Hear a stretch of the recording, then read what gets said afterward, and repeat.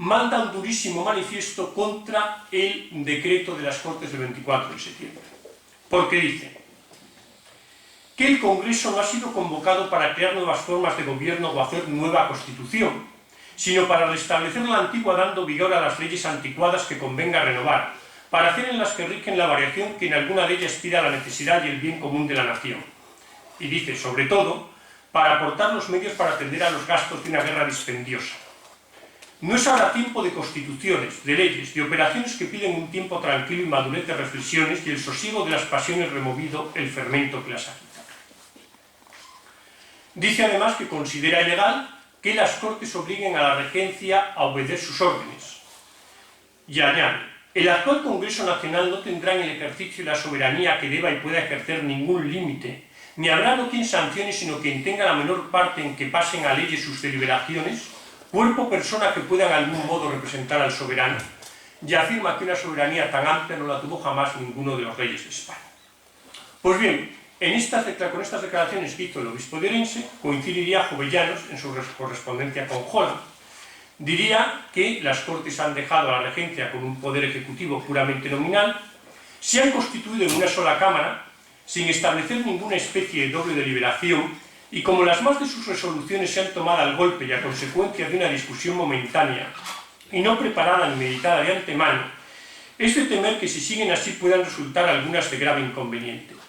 Hay ya en cuanto al juramento, compuesto de 6 artículos y sin embargo acordados al golpe.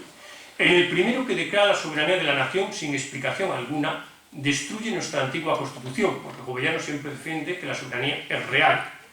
Y añade, pedir de antemano el reconocimiento de la Constitución que se hiciera, de una Constitución no conocida, y que los mismos que la han de hacer no han ideado ni discutido todavía, parece cosa poco cuerda, sobre no necesaria, porque a mucha presentada esta Constitución, todo ciudadano tendrá el derecho de jurarla o no, y de pasar a vivir bajo de otra si aquella no le conviniera. Bien, no voy a entrar en la persecución de las Cortes al obispo de Orense, como al final pues, se le dice que jure, que él jura entendiendo que lo hacen unos términos, las Cortes en otro. Tampoco en el famoso episodio del Marqués del Palacio. El Marqués del Palacio se le pide que jure como miembro suplente del Consejo de Regencia, y dice que jura el juramento que se ha pedido a los demás miembros del Consejo de Regencia, sin perjuicio de los juramentos que tengo prestados a mi rey el señor Fernando VII. Acto seguido se le destituye del mando del capitán general de Aragón, se le quita como miembro suplente del Consejo de Regencia y sale de las Cortes preso. Se le hace una cláusula que sale libre porque realmente no se le podía acusar de nada, pero solo por añadir que sin perjuicio de los juramentos al rey. Pues bien, esta es la sesión del 24 de septiembre, esto es lo que acuerda que es un momento importante, soberanía nacional y potestad de las Cortes de hacer la Constitución que quieran y obligación de la regencia de aceptarla. Y pasamos a un tercer y último punto, que es hablar de la labor de la Comisión de Constitución que hará las Cortes, la Constitución de 1812. La primera vez que se dice en las Cortes de Cádiz que hay que hacer una Constitución es el 8 de diciembre de 1810, lo hace un diputado americano, Michele Querica, que las Cortes no deben separarse hasta haber hecho una Constitución. En ese momento no se toma decisión, pero después se acuerda que se cree una comisión para trabajar en el tema. Comisión que se constituye el 23 de diciembre y entre cuyos miembros están Agustín de Argüelles, Diego Muñoz Torrero, diputado por Extremadura, que ha hecho la proposición del 24 de septiembre, José Pablo Valiente, este diputado absolutista que he citado, y Antonio Oliveros, que es un personaje menor, pero lo cito porque es también diputado por Extremadura. Hay que decir que esta comisión no tiene una mayoría absolutista o liberal definida, tiene un poco de todo a partes iguales, incluso clérigos, que hay 6, tenemos clérigos absolutistas y jefe, digamos, de los absolutistas de la comisión, y clérigos liberales y jefe de los clérigos liberales de la comisión, como el propio Muñoz Torrero. La comisión no se reúne hasta el 2 de marzo y en la primera de sus reuniones es elegido presidente Muñoz Torrero y secretario Pérez de Castro. Se acuerda en esta primera reunión poder incorporar como asesores a miembros instruidos que ilustren a la comisión, cuyo número no fuera inferior a 3 ni superior a 5. El 6 de marzo, en una nueva reunión, se dice que Hernán Romanillos tenía en su poder un borrador de una constitución y por lo tanto se decide en una reunión posterior que Hernán Romanillos sea el único asesor, que va a tener ni 3 ni 5, el único asesor que tendrá la Comisión de Constitución de Cádiz. Y el 16 de marzo se presenta por primera vez Hernán Romanillos cito textualmente, con el proyecto de Constitución y el catálogo trabajado por él mismo de las leyes de diferentes códigos nacionales que tratan de puntos constitucionales. Por tanto, inicialmente, es este proyecto de Constitución de Hernán Romanillos el que sirve como borrador a la Comisión de Constitución, aunque hay un determinado momento en que parece que es el propio Muñoz Torrero, junto con Pérez de Castro, los que van a ir, que es el secretario, los que van a ir redactando los artículos que se irán debatiendo. El 18 de agosto se somete a las Cortes la lectura de lo que había redactado el texto constitucional y su discurso preliminar, la primera parte del discurso preliminar, y el debate comienza a partir del 25. Debate del día 25 que hay que llama la atención de varios de los miembros de la comisión, que dicen que no lo esperaban tan pronto y que realmente ni se ha tenido tiempo de leer bien el proyecto. Hay un miembro de la comisión, José Pablo Valiente, que se ha negado a firmar el proyecto de Constitución y se le pide que explique por qué. Él dice que es que normalmente sobre la comisión están obligados los miembros que no estuvieran de acuerdo a explicar sus razonamientos por escrito, pero que como había mucha prisa en llevarlo al pleno, que no ha podido ponerlo por escrito, que ya lo irá exponiendo según se debatan artículos. Pues bien, lo cierto es que la primera reunión de Cortes para discutir la Constitución no fue un paseo triunfal para los promotores del texto. Se plantearon bastantes cuestiones, algunas de ellas que consideraban incluso que la invocación religiosa que había inicial no era suficiente, y desde el punto de vista político, lo que creo, digamos, más preocupación es la afirmación de uno de los artículos que decía: la nación española es la colección de todos los españoles en ambos hemisferios, bajo un gobierno monárquico, la religión católica... Perdón, esto es una de las... lo que dice el artículo era: la nación española es la reunión de todos los españoles de ambos hemisferios.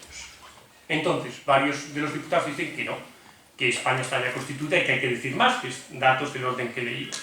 El planteamiento más claro lo hace uno de los diputados, que es Llaneras, que dice que la nación española está constituida, tiene y ha tenido siempre su constitución o sus leyes fundamentales, y tiene cabeza, que es Fernando VII, a quien vuestra majestad, que es el tratamiento que serán las Cortes, en el primer día de su instalación juró solemnemente por su rey y por su soberano. Bajo esta consideración enviaron las provincias comitentes a sus diputados, no para dar a la nación española la nueva constitución fundamental, sino para mejorar la que hay de un modo que sea digna de esta nación. Véase la convocatoria de las Cortes a que se refieren los poderes de sus diputados. Así pues, existe esencialmente constituida la nación española, no está en embrión o constituyéndose aún, y puede y debe darse ya en este primer artículo una explicación exacta de ella. ¿Qué defensa hace Argüelles de la Constitución y a otros diputados liberales? Que no hay que preocuparse, que todos ellos piensan que la nación española está constituida, que eso se ve en los artículos, que está todo definido, que todos quieren la vuelta del rey y que hay que tranquilizarse porque no hay ningún veneno, todo se presenta a primera vista. Pues bien, este intento de conciliar lo nuevo con lo viejo es lo que defienden siempre los diputados liberales en esta reunión de Cortes. Hay que decir que en las pocas líneas que preceden al texto constitucional se dice que las Cortes, convencidas de que las antiguas leyes fundamentales de esta monarquía, acompañadas de las oportunas providencias y precauciones que aseguren de un modo estable y permanente su entero cumplimiento, podrán llenar debidamente el grande objeto de promover la gloria, la prosperidad y el bienestar de toda la nación, decretan la siguiente Constitución. Se alude a las leyes fundamentales. Ya aún más radical es el discurso preliminar, obra de Argüelles. Nada ofrece la Comisión en su proyecto que no se haya consignado del más auténtico y solemne modo más auténtico y solemne en los diferentes cuerpos de la legislación española. Pues bien, con tanta referencia que todo está en la tradición española, hay un diputado por Sevilla, Gómez Fernández, que pide que antes de discutir cada artículo se diga la ley en la que estaba mandado, pues así se sabría por qué no estaban en uso las leyes que se reforman y por qué se añaden o mudan las que estaban faltas. Y añade que en caso contrario, protesta desde ahora la Constitución en nombre del Reino de Sevilla al que representa. Cita en su apoyo el discurso preliminar, si es lo que se ha dicho, que todo está basado en las leyes antiguas, pero lo cierto es que su intervención no debió ser nada pacífica, porque en esta época no hay diarios de sesiones propiamente dichos, hay solo actas de Cortes. Y lo que dicen las actas es que al diputado se le interrumpió en mitad de su discurso. Y cuando termina, Ramón Giraldo, que era el presidente de turno de las Cortes, le echó un rapapolvo en que dijo que su intervención había sido escandalosa y dijo: si apenas entramos en la discusión principiamos a hacer protestas impropias, ¿será esto querer la salvación de la patria? Yo soy de opinión de que aun cuando la Constitución no tuviese el mérito que la que se nos ha presentado la Comisión, debería adoptarse por amor a la brevedad y para no perder el tiempo y al fin no quedarnos sin Constitución. Hay otro diputado, Martín Fortún, dijo que si admitía este planteamiento se volvía a su pueblo. Oliveros le criticó bastante y dijo que efectivamente que la nación no se estaba constituyendo, que ya está constituida, que se quería ir hacia las leyes fundamentales, etcétera, etcétera. Pero naturalmente no se dio el visto bueno a esta proposición de Gómez Fernández. Claro, no se dio por qué. ¿Y por qué se hace tanto hincapié en que todo está basado en las leyes antiguas y sin embargo no hay que sacarlas a reducir, etcétera? Porque, según han demostrado, en primer lugar, el primero que lo plantea es Rafael de Vélez en su apología al altar del trono, pero luego, pues varios estudiosos posteriores, en el presente, iba a decir el presente siglo XX, que es el pasado. Varias decenas de los artículos de la Constitución del 12 están copiados o inspirados en las constituciones de la Francia revolucionaria, especialmente la de 1791. ¿Y por qué no se podía decir esto? Porque no se puede decir, oiga, bueno, leyes fundamentales españolas por un lado, pero 30 artículos casi literal y hasta un centenar de forma inspirada en constituciones de la Francia revolucionaria. Pues vamos a ver, no se podía decir porque España estaba en guerra con Francia, y se estaba en guerra por Francia en defensa del Dios y el Rey. Y explícale a los españoles que estaban luchando cómo estabas haciendo la guerra para copiar la legislación francesa. Y aquí entramos en un tema que abordo muy de pasada, claro, que es el de los afrancesados. Aquí, en José Bonaparte en España, diciendo que quería ser el reformador de nuestra patria, que ofreció una política de reformas. Y hubo mucha gente que se apunta a esto. Los ilustrados españoles eran afrancesados culturalmente, como lo fue el siglo XVIII español, un Leandro Fernández de Moratín, un Meléndez Valdés.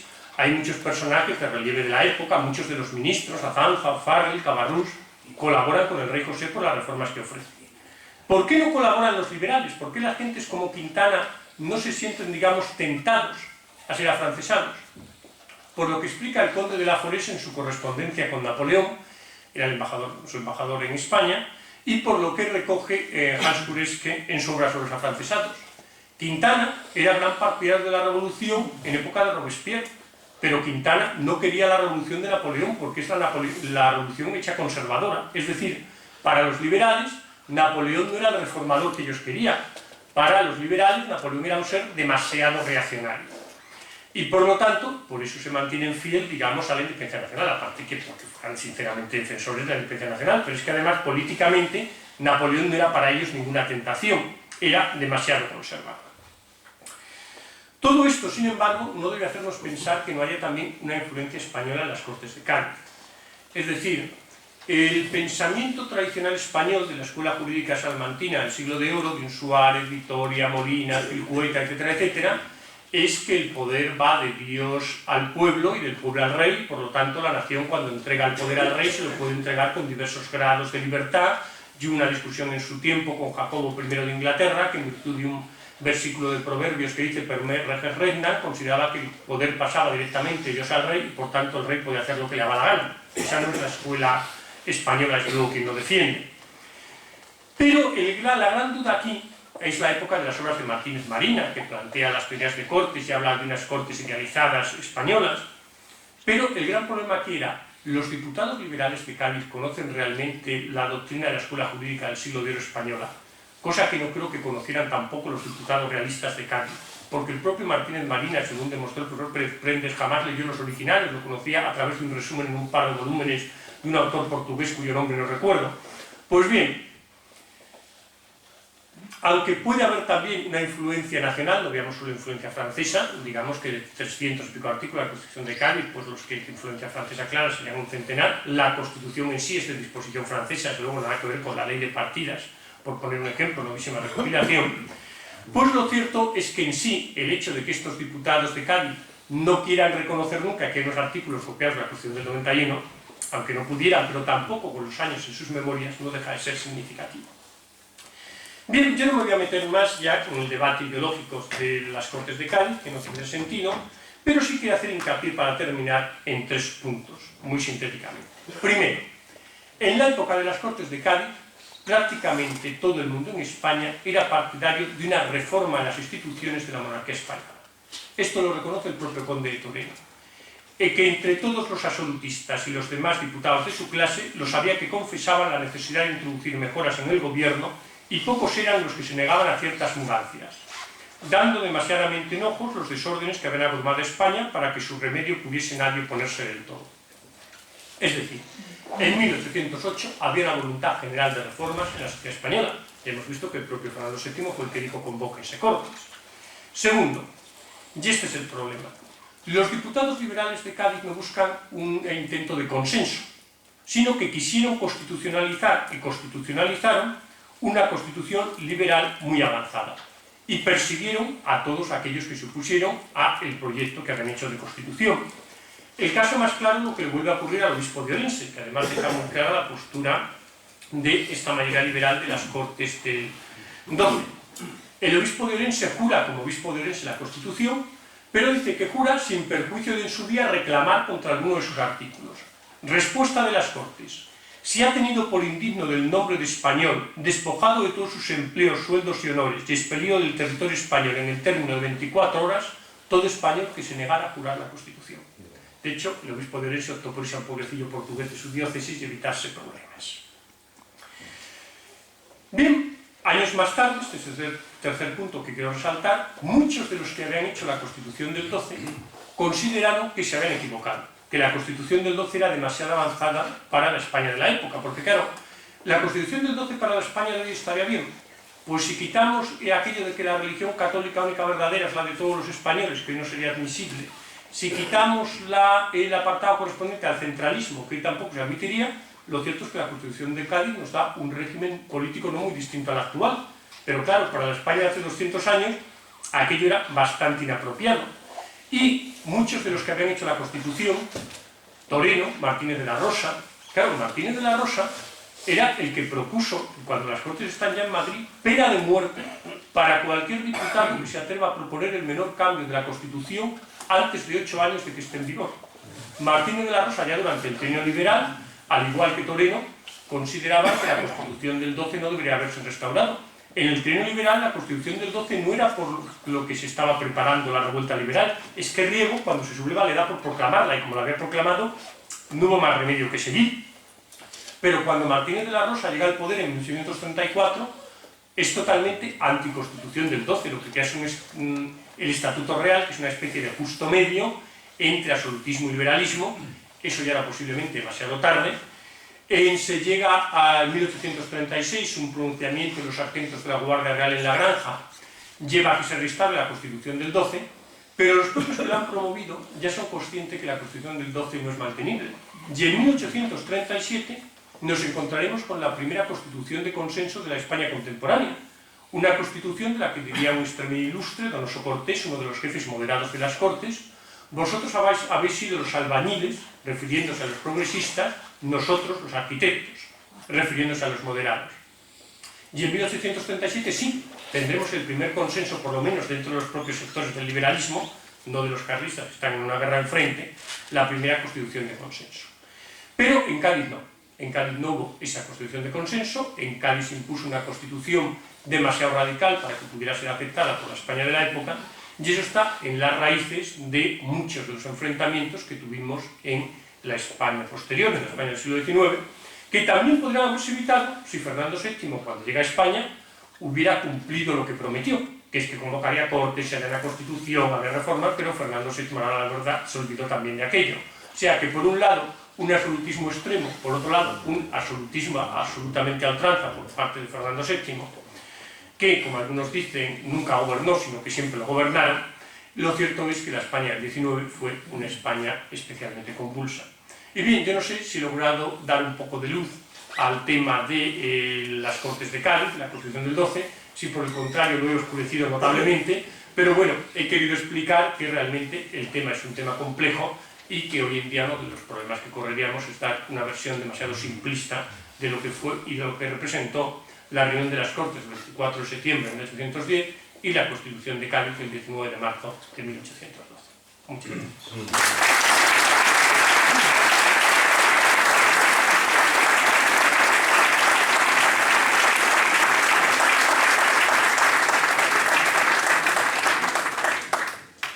Muchas gracias. yo creo que ha sido muy clarificadora y muy instructiva, sobre todo muy pedagógica en un tema tan complejo, muy direccionalmente estructurada, y abrimos ahora el diálogo, que es el habitual cierre de nuestro foro. Tienen ustedes la palabra para plantear. Aquí tenemos una primera palabra. Un momentito, le pasa un micrófono para que todos se enteren. No hace falta. No, venga, pues no hace falta. Yo quería un poquito pedirle perdón porque la pregunta la quería enfocar sobre Manuel Godoy.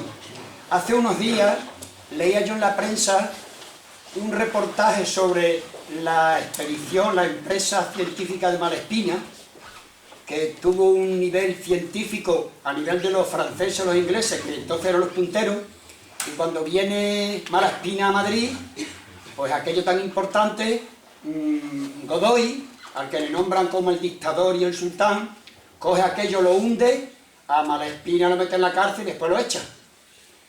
Como en Badajoz tenemos una estatua dedicada a Godoy, es porque será un benefactor de Badajoz, pienso yo. Claro, ahora mismo en Extremadura conocemos cómo pues, se le dan distinciones de Extremadura a señores que no han hecho nada por Extremadura, ni siquiera viven en Extremadura. Entonces yo le quería pedir su opinión sobre lo benefactor que fue para que tenga una estatua aquí erigida. Vamos a ver, yo lo primero que debo aclarar es que no soy especialista en Godoy, más allá de haberme leído las memorias de Godoy, o el libro que publicó mi padre, o el libro que publicó Carlos Seco sobre el tema, de los últimos de la Parra, pero realmente los he tocado solo por encima. Dicho lo cual, por lo tanto, que de cierto valor, digamos, pues muy provisional a que yo pueda decirle, Godoy hay que tener en cuenta que es un personaje profundamente polémico. ¿Cuál es el gran problema que tiene la España de Carlos IV? El gran problema que tiene la España de Carlos IV es la Revolución Francesa. Es decir, no se puede entender todo el reinado de Carlos IV y también el valimiento de Godoy sin la Revolución Francesa. Cuando Carlos III va a morir, él fía poco en su hijo. Le dice que no se salga de sus ministros, que son Aranda y Florida Blanca. Él intenta estas dos opciones frente a la Revolución, ninguno acaba haciendo la política que él quiere, y va Godoy, que para el rey lo bueno que tiene es que es su propia política. Godoy se lo debe todo a él, y Godoy es hombre que hará siempre muy lealmente lo que Carlos IV le ordena. Carlos IV en origen es un rey ilustrado, Godoy es un ilustrado, Godoy en sus memorias siempre habla de que él hubiera querido una política de reformas, de desarrollo, etc., y presenta una contraposición entre un Carlos IV que hubiera hecho reformas y lo que luego fue un Fernando VII. Pero claro, él está muy condicionado por una Francia revolucionaria que tiene que ver cómo las ideas revolucionarias lo calan en España, que cómo España se mete en sus guerras, y eso condiciona bastante su política, que aparte él no está tampoco en todos los periodos exactamente ejerciendo el poder. Godoy, por ejemplo, en el último año de su valimiento realmente manda muy poco, aunque en teoría sea quien manda, él lo que quiere hacer tiene ya muchas oportunidades en la corte por la oposición del príncipe Fernando. Por lo tanto, aquí hay que distinguir lo que pueden ser, por un lado, los temas científicos de la expedición Malespina y por otro lado, lo que pueden ser los comportamientos políticos de Malespina dentro de la España de la época. Godoy sí que es un protector de las artes, de las letras, etc. Pero ya digo que le toca una época difícil y claro, Jovellanos, por ejemplo, Jovellanos y Godoy tienen una enemiga tremenda. Godoy dice que realmente no fue, que fue uno de sus ministros, el que Caballero, que además era enemigo de Godoy, el que choca con Jovellanos. Pero Jovellanos sí que desprecia profundamente a Godoy porque considera que Godoy es muy inmoral. Que aparte de su mujer, tiene su amante, que tal, cual. O sea, yo creo que Godoy le toca una época muy compleja. Y respecto a Extremadura, pues hombre, yo creo que Godoy de entrada es benefactor de Extremadura, aunque sea por una cosa que se llama Olivenza. O sea, el último engrandecimiento territorial español es el de uno de los 5 castillos del escudo de Portugal, que no es suyo, sino es nuestro, que es Olivenza. Estamos, por tanto, agradecidos por lo bonita que es Olivenza, por el técula mécula, por sus cosas populares. O sea que él, bueno, yo creo que de vez en cuando es evidente que va a su casa, trae aquí a los reyes, había pensado incluso en una retirada a Badajoz inicialmente de Carlos IV, pero ya digo que es un personaje muy complejo y tampoco soy yo la persona más apropiada para poder hablar de él. ¿Sí? Bueno, y después aquí... Por favor, esses deputados que ele veio de América, não sei se ele veio também de Ásia ou de solo de América, han por acaso abierto algum caminho para o federalismo. Digamos, se a Constituição de 1812 tiene en su construcción jurídica algún concepto ya federalista en relación a los del hemisferio, a los países que están en el mundo. Se ha creado diputaciones. Bueno, los diputados americanos de las Cortes de Cádiz funcionan como grupo de presión. Tras los primeros momentos, además según van llegando los titulares, claro, se encuentran en un país que el año 10 ya está más o menos en insurrección y el año 11-12 claramente. En virtud del concepto que he dicho antes, español de soberanía, como la soberanía pasaba de Dios al pueblo y del pueblo al rey, en el momento que no hay rey, es legítimo que se constituyan juntas defensoras de la soberanía del rey, tanto en España como en América. Esas juntas que surgen para defender la soberanía del rey, plenamente legítimas, como digo, para Suárez y Victoria Molina, que incluso les recuerdo que defienden la doctrina del tiranicidio. Si el rey es un usurpador, que es un tirano, se puede llegar a acabar con su vida. Y incluso Mariana defiende que, aunque no sea un usurpador, que si el rey legítimo deviene un tirano, se puede acabar con él. Pues bien, esas juntas que empiezan defendiendo los derechos de Fernando VII, según se va prolongando en España la situación, digamos, de reino presente, de guerra civil, de que los franceses ocupan casi toda España, algunas las que están en virreinatos nuevos, las juntas completamente de Río de la Plata y Nueva Granada, generan rápidamente independentistas. Y bueno, la política realmente de la Junta Central no fue muy afortunada. El manifiesto de Quintana a los americanos es un manifiesto que dice: hasta ahora habéis gemido arrojados por las cadenas, ahora conoceréis la libertad. Claro, los americanos se habían dado cuenta de que gemían bajo las cadenas, pero una vez que les dicen que habían gemido bajo las cadenas, dicen: ¿para qué queremos estas cadenas? Lo que ocurre es que los diputados americanos en las Cortes de Cádiz al final acaban figurando un poco en el sector conservador, porque tienen claro que los liberales no entienden demasiado lo que pasa en América y no ejercen gran papel ni en las ordinarias ni en las extraordinarias. Es más, cuando se firma el manifiesto de los persas, cuando Fernando VII regresa a España en 1814, hay la representación o un manifiesto que 69 diputados de las Cortes Ordinarias firman en medio de los mayores apuros de su cautividad en Madrid, que es el nombre real del manifiesto de los persas. Uno de los 69 diputados es el presidente de las Cortes, que es un diputado americano. Por tanto, no logran realmente nunca que los liberales entiendan de qué va la cuestión en América. Y realmente el propio Fernando VII creo que tampoco, porque cuando llega era ya demasiado tarde. No hay que olvidar, sin embargo, que la guerra de independencia para América es una guerra civil. Y de hecho, el Perú lucha por España hasta el fin que les tienen que invadir desde Argentina con San Martín, desde el norte con Bolívar y con Sucre.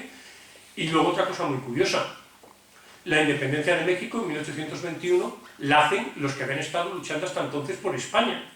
No digo españoles porque hago mucho hincapié en guerra civil. Quienes en diciembre de 1824 en Ayacucho, en el Perú, dan la última batalla por España en tierras peninsulares peruanas, de los 5.500 hombres, 500 eran peninsulares, 5.000 eran peruanos, bolivianos. Y en México los que combatían en su España, en su enorme mayoría, eran mexicanos. Lo que sucede es que no eran liberales, porque en América, según han ido pasando los años, ha ido quedando claro que los liberales luchan por la independencia y los que luchan por el rey son realistas. Tan claro que en 1817 desembarca una expedición liberal mandada por Mina el Joven, que es fusilado por los españoles. Y en 1821 ellos lo que dicen es: nosotros nos negamos a depender de las Cortes españolas, que son claramente anticlericales, y por lo tanto estamos dispuestos, es el plan de Iguala que se pone al virrey, estamos dispuestos a depender del rey, pero no estamos dispuestos a depender de las Cortes. Las Cortes dicen lo único que pueden decir, que es que no, claro. Y acto seguido México se declara independiente por el ejército tregarante, por Iturbide, que había estado al frente de las tropas españolas, y algún batallón español trata de resistir, pero sin ninguna posibilidad, claro.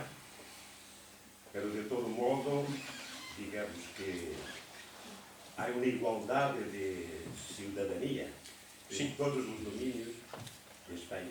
Se da una igualdad de ciudadanía teórica.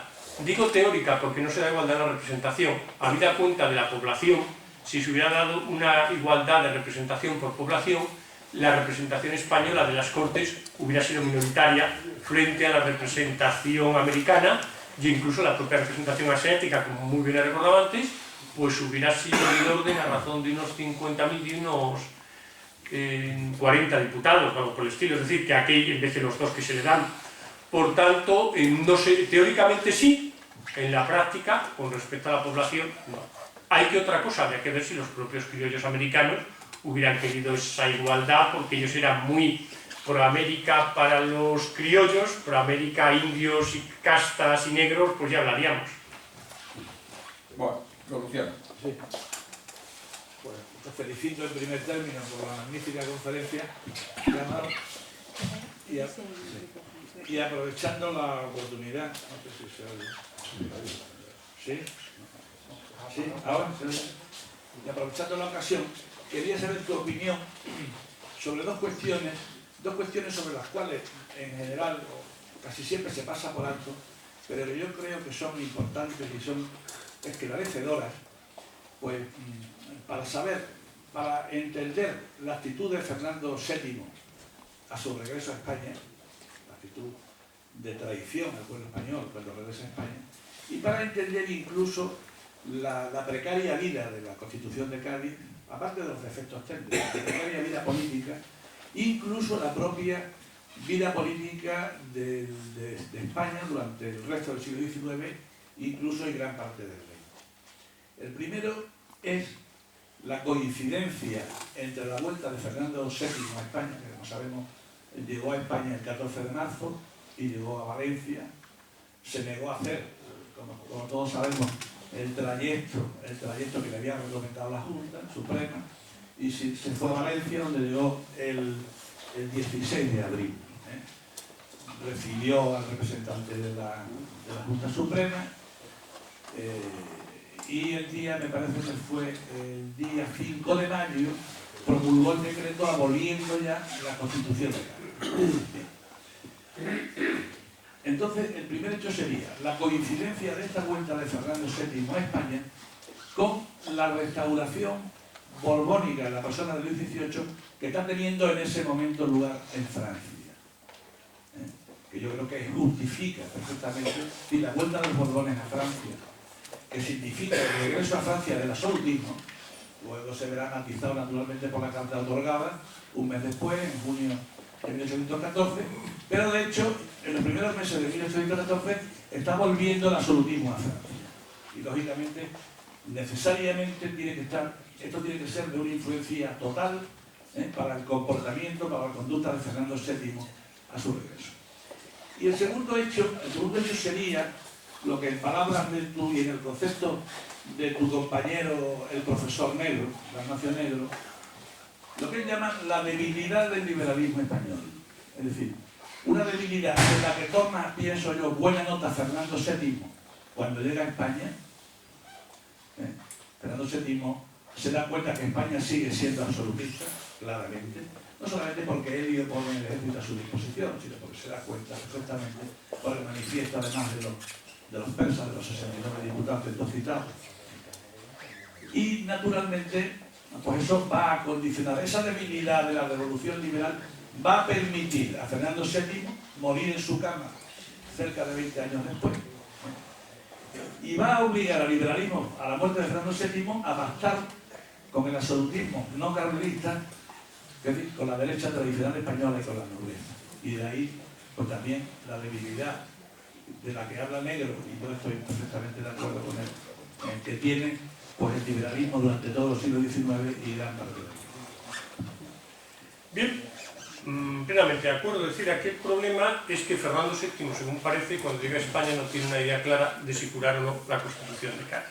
Entonces él va pasando por, digamos, a lo largo del trayecto, de entrada a Palafox le invita a Zaragoza, con lo que le desvía ya del trayecto marcado por las Cortes, y va huyendo, va viendo que se destrozan las lápidas de la Constitución, que se dan los vivas al rey absoluto.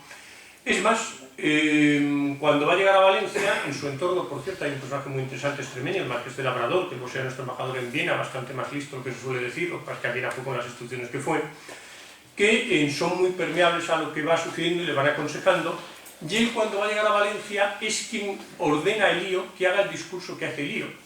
Esto lo cuenta la familia Elío, lo tiene documentado en el archivo. Elío realmente estaba más bien por la Constitución del 12, pero le dicen que el rey le haga un discurso en pro del absolutismo y Elío lo hace.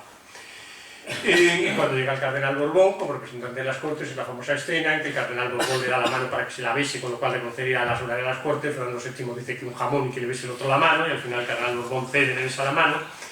Pero Fernando VII plantea ahí una posibilidad también de reformas, que es lo que plantea también al final los últimos puntos del Manifiesto de los Persas, o su propio decreto del 5 de mayo, que el propio Marqués de Miraflores en sus memorias dice que hubiera podido ser la solución, y algún liberal más moderado también lo plantea, lo que pasa es que lo incumple. Respecto al absolutismo en Francia, restauración, primero, Luis XVIII es mucho más liberal, como tú mismo has recordado, enseguida da una carta, o sea, es mucho más hábil, aunque cuidado, lo que le sirvió esa habilidad es para nada. Es curioso leer en las memorias de Ultratumba de Chateaubriand cuando dice, cuando Napoleón desembarca en los 100 días, yo me puse a Napoleón. Me puse a Napoleón, ¿por qué? Porque Napoleón era la tiranía comparado con el régimen liberal que nos había dado Luis XVIII. Se quedó solo, por cierto, el bueno de Chateaubriand. Bien, el absolutismo se restablece en toda Europa en 1814 y según los estudios clásicos, por ejemplo, Nicholson, lo que nos debe asombrar no es lo fuerte de la reacción, sino lo razonable que fue la restauración del absolutismo en toda Europa, salvo el caso precisamente español. Hay que tener en cuenta también que los liberales españoles pues, habían creado bastantes enemigos con esta política suya tan excluyente. Cuando dejaron de tener el poder, pues evidentemente llegó la hora de pasar facturas. Facturas que fueron relativamente moderadas, contra lo que a veces se ve en la extravaganza liberal del 19, no hay penas de muerte cuando Fernando VII regresa, no hay ejecuciones en 1814, se pone por ejemplo siempre el caso del Cojo de Málaga, que era el que dirigía la galería en Cádiz contra los diputados realistas, que se dice que fue ejecutado, no fue ejecutado, la condena no se cumplió. Pero sí hubo algunos que fueron deportados, otros desterrados, otros encarcelados hasta 1820, y sin embargo algunos otros diputados liberales de Cádiz nombrados ministros. O sea que hay un tejemaneje raro en la vuelta de un Fernando VII. Pero es cierto que la España del 19 es una España pues, terriblemente convulsa y que los liberales españoles, cuando regresan a España, que regresan para apoyar precisamente a Isabel II y María Cristina cuando estaban en el exilio y vean que no había otra opción, pues llegan a un acuerdo que Donoso Cortés, por otro lado, les critica bastante. Es decir, ellos que no tenían nada y que ganan de poder lo que nosotros los moderados les dimos, fueron bastante desleales, se pasaron la guerra dando revoluciones, tal cual, etcétera, etcétera. Pero vamos, de acuerdo en líneas generales en todo lo planteado. Muchas gracias. ¿Alguna intervención más? De todas las constituciones que han tenido España, que han sido muchas, usted que es un conocedor de las constituciones, ¿cuál cree usted que es la que se ha hecho con más consenso? La menos mala, ¿no? Bien, el que una constitución sea de consenso o no consenso no tiene por qué ser que sea no sea mala, pero en fin, ¿cuáles son las tres constituciones que yo creo que ha habido de consenso y que en virtud de ese consenso es verdad que facilitaron la vida política española inicialmente?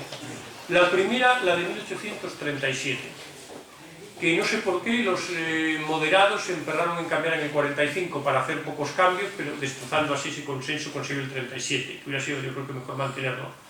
La segunda, la canovista de 1876, que también hay interés en conseguir todos los apoyos posibles. Y de hecho es una constitución con la que pueden gobernar liberales y conservadores sin problema. La de Cánovas, claro. Y la tercera es la actualmente vigente, de 1978, en virtud de la cual ha podido gobernar la OCDE. Está la Constitución de la República. Pero esa no fue de consenso precisamente. Esa es el famoso discurso de Álvaro Albornoz, que cuando se plantea el tema de la que no se están respetando los derechos católicos, dice: no más pactos con los enemigos irreconciliables de nuestro modo de pensar, no más convenios de Vergara. Si quieren la guerra, que vayan a la guerra. Eso es lo útil y eso es lo fecundo. Supongo que cuando murió en el exilio en México, pues como 20 años más tarde, sería feliz, porque quería guerra y tuvo guerra.